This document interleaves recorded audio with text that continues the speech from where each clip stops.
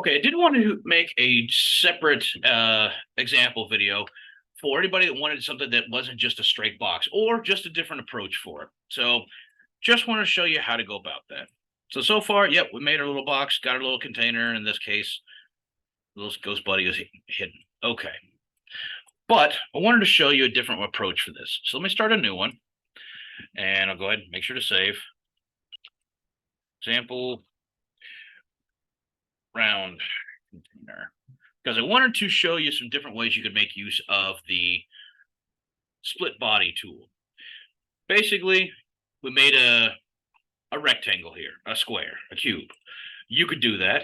In this case, I'm going to start directly with a cylinder. I don't know, let's say, sure, what was that last one? Something like 60, so we'll say 60 millimeters. And then we'll say, I don't know, 100 millimeters tall. Cool, okay.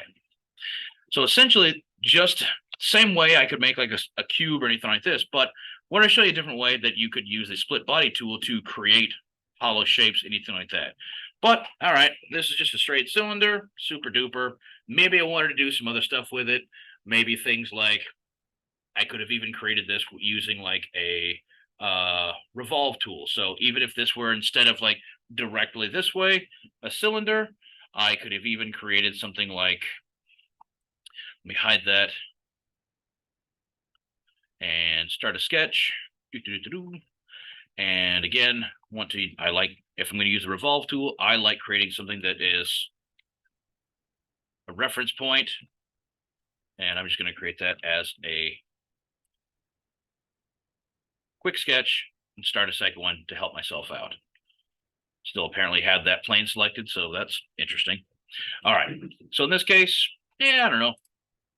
We'll do like a fit point spline, maybe kind of like make a wobbly sort of thing here.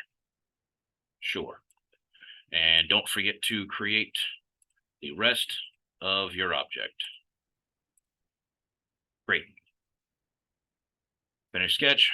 Revolve that sketch. I want the whole thing, all the things. There we go. Axis. Select that. Just making kind of a weird roundy thing. Now, of course, this being completely round definitely creates problems, but it just makes you maybe approach it a different way. So same deal as a cylinder, doesn't matter. I'm just creating different ways of making this of different shapes, rounded shapes. So I want to use the split body tool, selecting the body and splitting tool, make sure my origin point is active or my origins are active.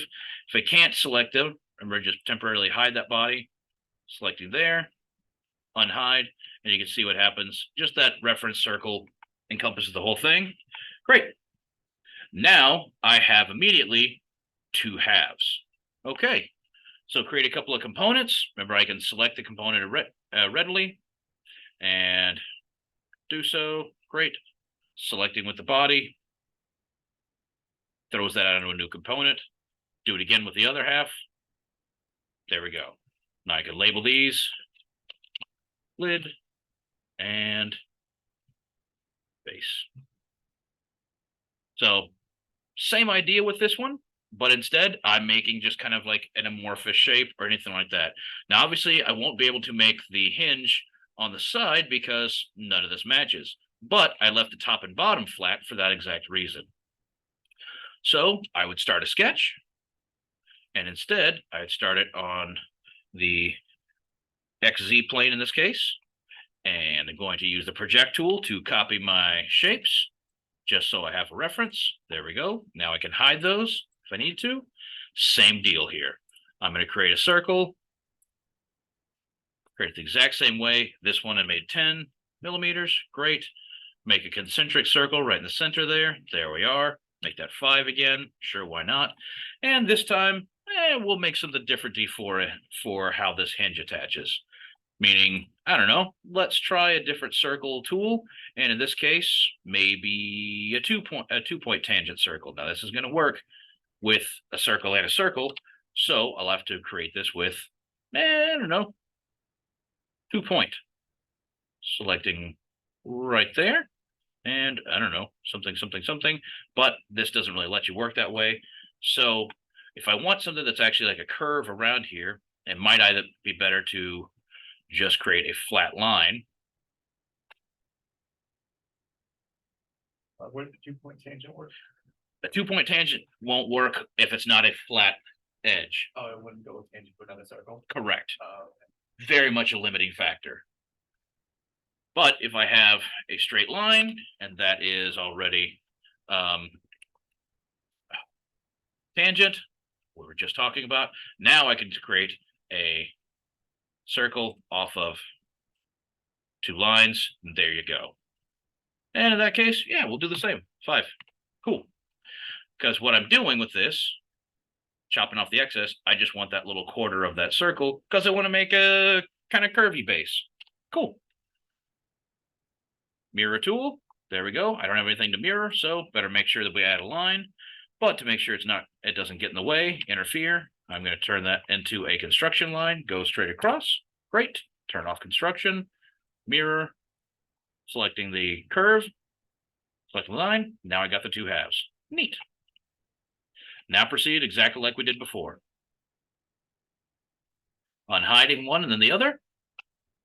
So the first one, I'm going to extrude. And oops, make sure you activate one or the other. Lid, base, doesn't matter. We'll do the lid.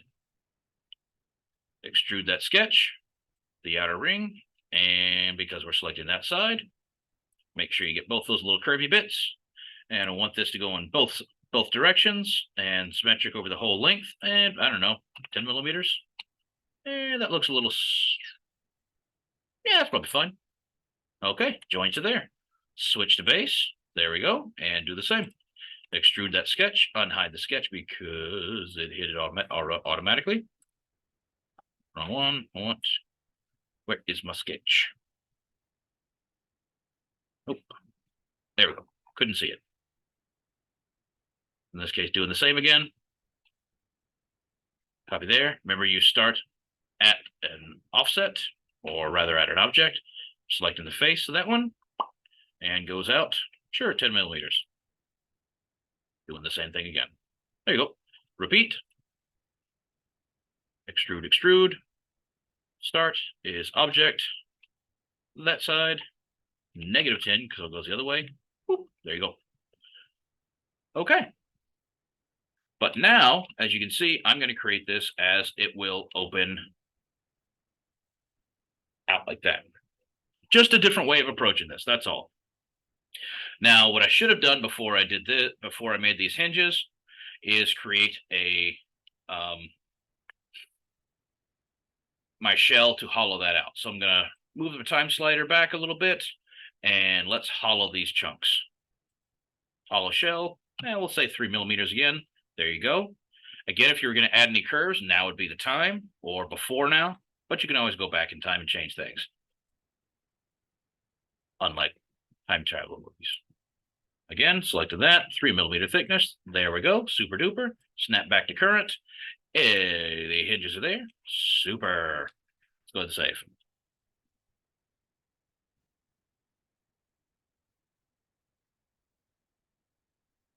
And we're going to attach that joint again. Let's hide the sketch, but I need to label that because otherwise I can't remember what I was doing. Hide that sketch. All right. Simple joint. Again, we can try to select it in there. And honestly, the selection features, even though it's obscured in there, it's actually pretty good. So it's registering that there's an internal space there. It's inside of a circle, makes it easy. We used the between 2 faces before. That works really well. But in this case, you can see that snapping right there. Great. Do the same because it's all going to move in the same way. Sometimes the second doesn't want to go in place. Come on, buddy. I believe in you. Ugh. See, now it's not wanting to select. I can select over there, but that's not what we're doing. So if you run into this, and the reason is because it does, even though you can put 2 different joints to the same snap point, sometimes because the first is just kind of floating, it doesn't want to select the same one again. So if I have to do that, all right, this time between 2 faces, See if this gets ultimately very confusing because I'm doing it this way. And then again, in the center, there we go. Now, right now, the motion is selected as rigid, so it's all glued together and it just makes you anxious. Make sure to use Revolute. And there we go. Select OK. Now go through, edit the joints again, Revolute, use the little arrow key of your mouse over. Now you can use the flags, but make sure you activate this stuff, and you can use the little flags to set your size. If you want it to go open all the way, 180 degrees, there you go, or do it numerically. One thing is just double check that the clearances actually work. You can see what you're doing there. Preview it. Snaps back in place. Neato burrito. Probably don't need to use that one. Save. Joint. Edit. Okay. So again, we can obviously, yes, we can add the we can glue in parts, or we can fly in some hardware using the McMaster car extension. In this case, I'm just going to model a quick little a little pin to glue to attach into there, and use the cylinder tool so I can just mouse over that face like I'm making a sketch, and select right in the middle of the circle. The concentric thing pops up. Make that a, now before I used a 5mm one, and the actual pin is in fact, or the hole is 5mm. Depending on the accuracy of your printer, you want to leave a little bit of a gap, because remember, as the extruder pushes material through onto the base, it kind of squishes out a little bit. So leaving a tiny little gap is not a bad idea, even if it's something the effect of the hole is 5mm, maybe make this 4.9mm. Just give yourself a teeny little bit more clearance. Usually an Intune printer, anywhere between 1 and 1.5mm, or sorry, 0.1 and 0.15mm is plenty of clearance. It won't get too sloppy, but neither will it bind up. So in this case, I'm going to use 0.1 because these are pretty well in tune. There we go. And in this case, yeah, we'll go straight on through. If I want to use a little bit further so I have something to glue to, there we are. That might be a little bit too much. Let's make that -30. Just leave a little bit. Oop. I guess that's larger than it looks. Don't know. Another cylinder. Smack on the. It's not letting me select. There we go. Repeat cylinder. Selecting on there. Concentric. Now again, I would make this a little bit smaller, maybe like 9mm, and let's push that out 5. There we go. That's going to join in. And again, I'm doing the same thing again with just making a little pin hole. Make that 9mm. There we go. And let's make that -5 so it goes the other way. Do not cut. I want it to just create a new body. There we go. And we'll do a final thing on that. Cut target body is that circle. Tool body is the cylinder. Make sure to keep the tools. Now, because I checked it last time, it's staying in. Good. There you go. So I did not put these into their own component, so I can always do this now. Make that a component. There we go. Drop it out. That will be my pin. And I can either drag and drop that other body in there, or I could have selected it and done something else. If you want to keep things separate just for your own sanity as you're trying to figure out keep an eye on what you're doing, remember, you can also do nested components. So if I activate the pin component, and in this case, we'll make sure to label that as the pin, and say that's the stopper. If I select that object, hit new component, it's going to create a nested component. So now you can see inside that component, there's technically 2 separate components, the pin and the little stopper. So if I activate everything, it shows it all as completely separate. Just a way to help keep things simplified. So ultimately, yeah, just a different way to print move stuff. What did I forget to do? I did not ground the base. Right click on the object, on the component, click ground. There you go. Now I can open and close it. Just a different way of making something. And now if I want, I can now do like embossing, debossing, extrusions, anything like that. Want to create holes, any of that sort. Again, I could have added fillets to this, make things rounded, probably should, whatever. But one other thing I wanted to show on this is what these all have is just a flat connection.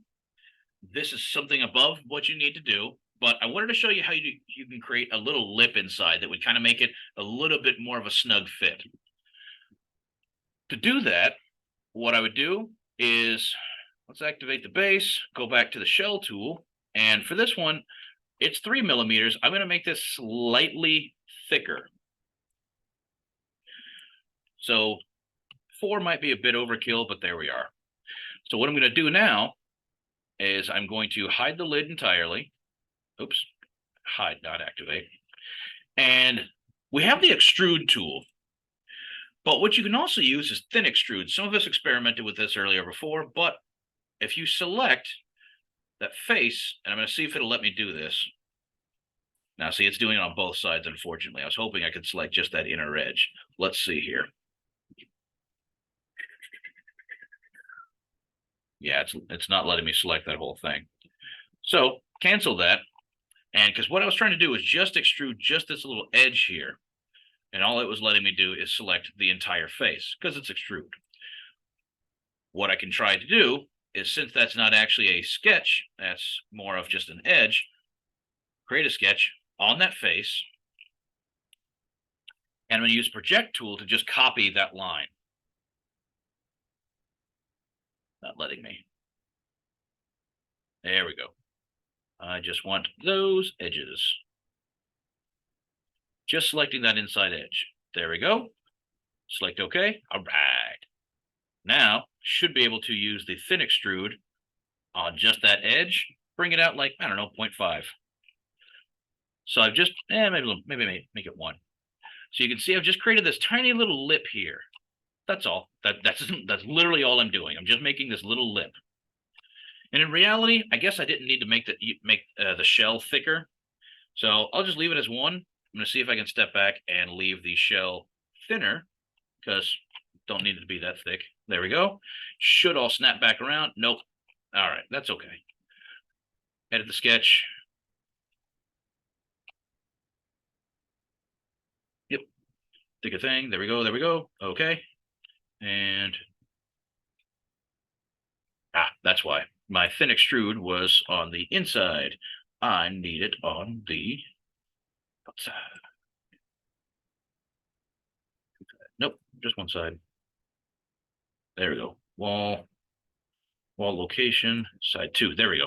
I just needed to pop it over instead. It was floating on the outside there. There we go. So just making this little lip here. And now when I activate the lid, I want to actually use this tool to trim away a chunk. So I'm going to, again, use the combine, target body, the lid, tool body, the base. I'm going to cut, and now I'm going to make sure that keep tool. There you go. When I activate everything, now when I open it up, it's got a little lip there. Hey, where's my cut? What the heck? What's going on? Didn't cut in. That's odd. So if you're not being able to see what's going on, let's use a section analysis. This just literally cuts things in half. See, what I was trying to do is use the one side to cut a chunk away from this side. And for some reason, it didn't function. So I'll just leave that section analysis there just so I can see what I'm doing. And why did this not work? Edit that feature. Yep. Let's cancel these out. Okay, my target body is the top here. My tool body is the base. Those should overlap just fine. Keep tools. Okay. Why is that not cutting? Oh, dummy. It did. Oh, wait, no, it didn't. Huh. Don't understand why it's not cutting. Did I accidentally do something? Oh, that's weird. It cut it. No. It cut the wrong thing. All right, let's try that again. Weird.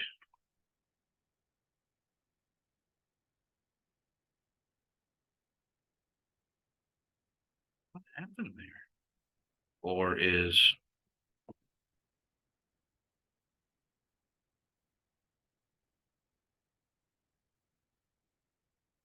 Huh. Yeah, see what happens when you try to do something clever and it doesn't exactly agree. Ah, that's why. The operation went to new body instead of join. There we go. Now that should work fine. Yep, there we go. Okay.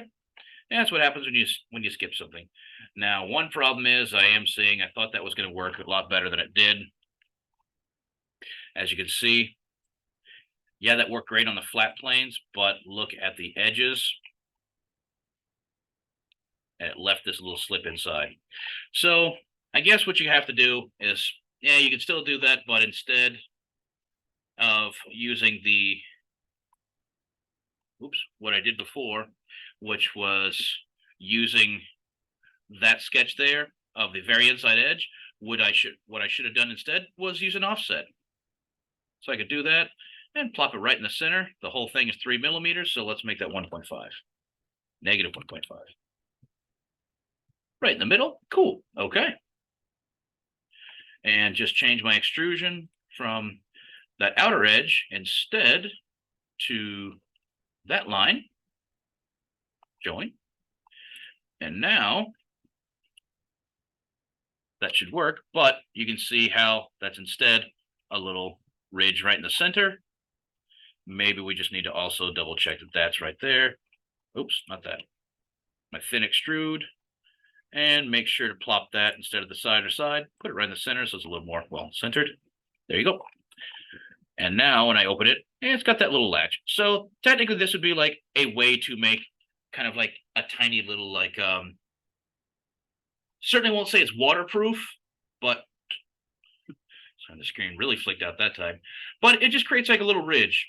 Now, I will warn you that something like this probably will create a bit of a issue because it's all a square thing, because that channel is square. So in reality, what you should do before you make that extrusion, or sorry, before you make that combined cut, and again, this section analysis thing that's just kind of splitting everything in half, it doesn't actually affect anything. It's just visualizing it a little bit differently, or it's showing you the inside. What I should do, let's hide the, I just collapse some stuff so I can see what I'm doing. You have everything expanded, it just gets a little bit nuts. For this, I'm just going to add a fillet to this. That top edge, heck, let's see if it'll let me do a full round. Might not. Nope. Again, full round being weird. Come on, let me select the whole thing. There we go. 0.5? I forget how big this is. Yeah, that worked. 0.5. Nice. Looks like it's working all the way around. Sweet. Hit OK. Now bring it back to current. Instead of that lid having a square side, you can see that lid now has a rounded channel. So might work better. That extrusion might still be a little bit tall. You might end up with some clipping or such. So might even need to shrink that extrusion down from 1 millimeter to like, I don't know, let's try 0.5. And that is basically nothing now. That's because I made that fillet. Let's make that a little bit smaller. Let's say like 0.2 or something. Come on.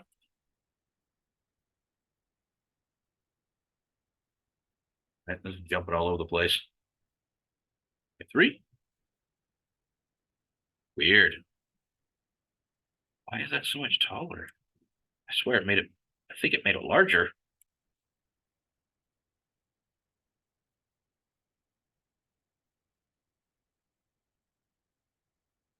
Oh, made the wall thickness thinner instead. There we go. Some of that effect. Probably still edit that fillet back to where it was. Wait, maybe. There we go. Okay. Had to play with the numbers a little bit, but so now when I open this, you can see, yeah, it just made it a little rounded notch instead. So just a way to make, like, if you wanted to make this a little bit better latching, like a better seal around, so even if it popped open, it's not going to create a stuff isn't going to fall out. I don't know if you keep cool rocks in it or something. But yeah, just showing that you could make this you could create this same project out of any shape, really. I mean, you could literally make a clamshell if you want, not just in concept. Yes, the hinge is definitely way too beefy as far as like visually, but you can always make this more ornate if you like. It's up to you. But I just wanted to show you all a different way of approaching this project, of making some more features, make it open a different direction entirely, whatever. So you could still add your little clasp at the bottom. That'd work, but let's see here. Edge. Edge channel made. Okay. So just a neat little way you could add that on there.